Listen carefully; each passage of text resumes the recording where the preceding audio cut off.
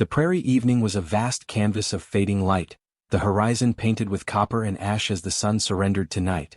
Silas McGraw rode slow across his land, a figure swallowed by distance, his horse's hooves beating a steady rhythm over dry earth. He was 30 years old but carried himself like a man older, each movement weighted by solitude.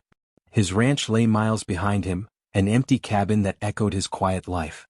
Neighbors had long called him strange, cursed even, a man destined to be alone. He had learned to endure the whisper of such judgments, yet the ache never left him. It clung like dust to his boots, like the silence in his chest. As the wind shifted, a sound brushed against his ears, so faint he thought at first it was the trick of air. A voice. Not the clear call of a bird nor the cry of a coyote, but a human whisper, fragile as glass. He halted his horse, listening. Again it came, broken but distinct. Please don't hurt me, I am already injured. Curiosity and caution pulled him forward. His lantern swung in the growing dark, and its circle of light caught the figure of a woman leaning against a tree. She could not have been more than 24, her frame trembling, her hand pressed against her side where blood had darkened the fabric of her dress.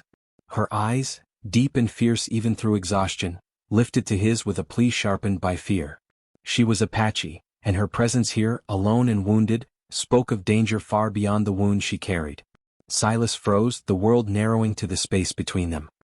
He knew what it meant to involve himself. Neighbors already despised him, and the fragile line between settlers and Apache was drawn in blood.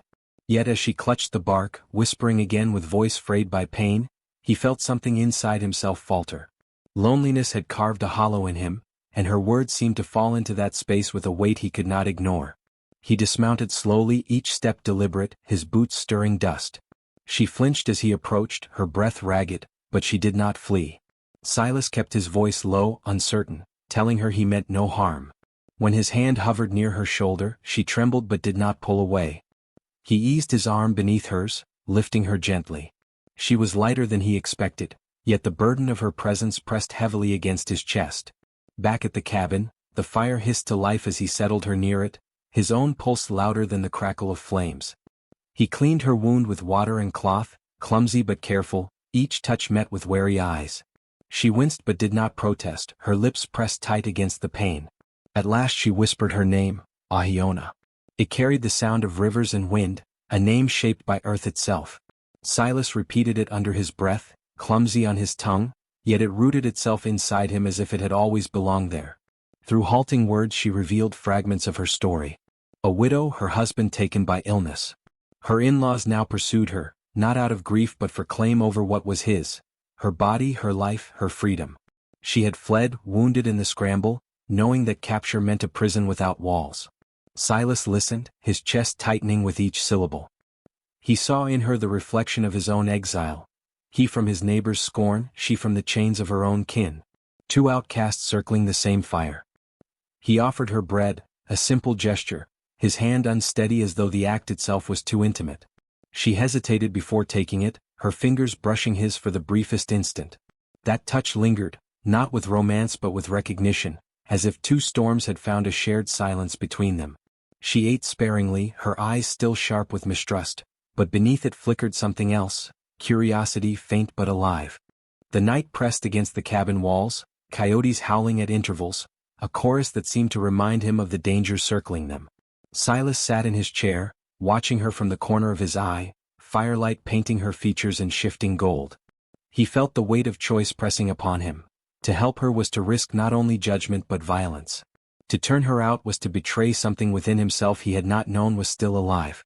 His chest rose and fell with the conflict, his palms slicked despite the cool night. Sleep claimed her in fits, her breath uneven, but she did not cry out. Silas remained awake longer, staring into the flames until their shapes blurred. He thought of his neighbors' faces, the sneers of Ezekiel Hart who had once declared him unfit even for friendship. He thought of the whispers in town, how they would sharpen if he was seen with her. Shame curled like smoke in his stomach.